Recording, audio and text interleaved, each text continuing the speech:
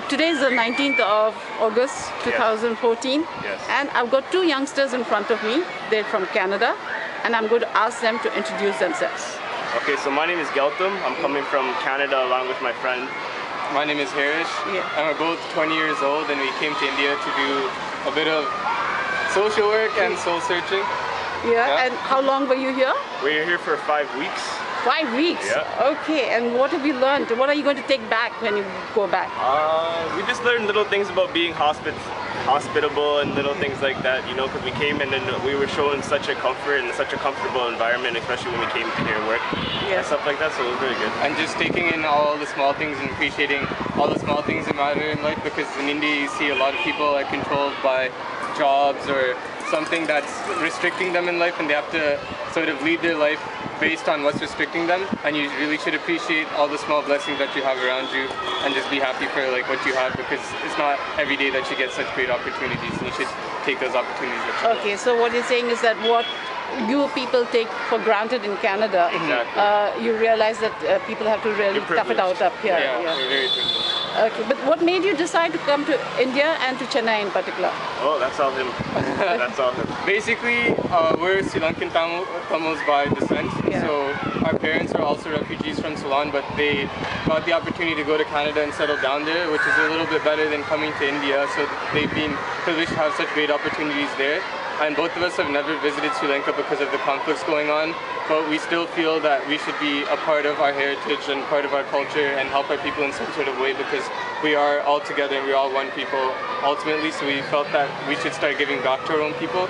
So we came to Chennai to work with Offer to see exactly how they help people who are being affected by the war, because a lot of the times what happens is people always look at the political situation and the war conflicts, but they don't look at the people who are directly affected by the war itself. So we think that those people get blindsided a lot, and we wanted to show that we're still there to help, and we're going to be helping in what ways we can, and we want to continue to do that. Yeah, it's really good, and you're going to take back this message when you get back, and maybe people can also help out. And what are your future plans?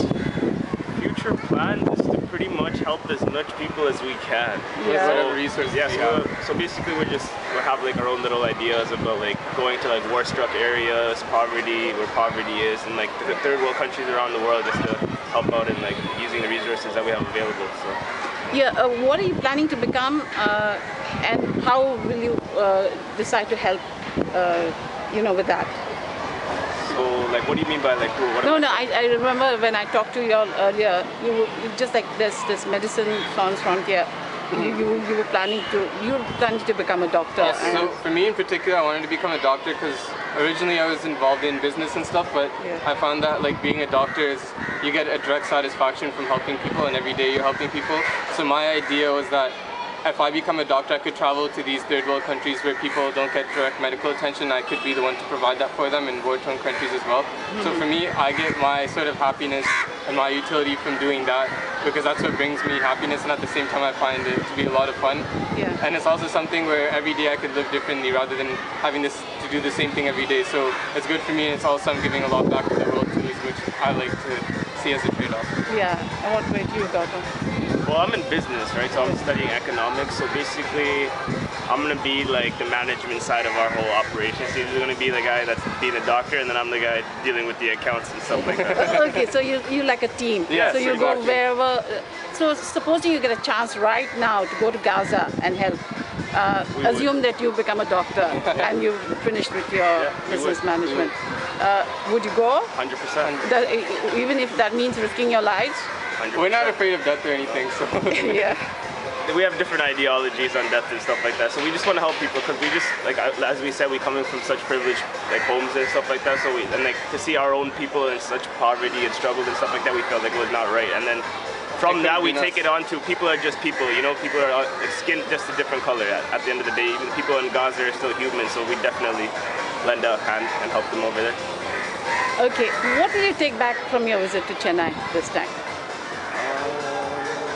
Well, a lot of the things we see is people are so controlled here by something, whether it's they're limited by time, their emotions, their money, based on the resources, they feel so limited, so I feel like they constantly live their lives looking at it like something's affecting them and something's always controlling them.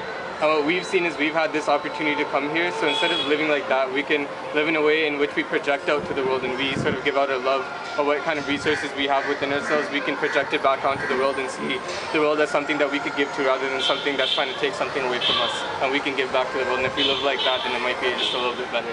Wow. As I said when I first saw y'all, you're the old heads on young shoulders. And I hope we have more youngsters like y'all. Would you like to come back to Chennai? Yes, of course. Any future plans?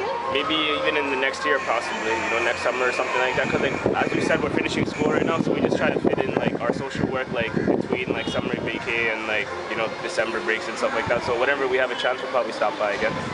Yeah. Maybe like Chennai. Okay. Really glad to be able to talk to y'all, and I hope you reach out to as many as possible in Canada. And where in Canada are you staying? Toronto. Yeah, I've got cousins there, so maybe we can exchange addresses, and maybe you could go meet them. And I normally end like this. You're free to say anything you want to anybody. This is your chance. I don't know. I guess life is very short. You just got to do what you want to do. Make yourself happy. It's not even about being selfish or anything like that. It's just about being happy and then express as much love as you can on the world. Oh, yeah, thanks. So live freely and love unconditionally is all I can say. Thank you so much, and all the best in all your future ventures. Thank you. And I hope to see you all helping out as many people as possible. Thank you. Thank you.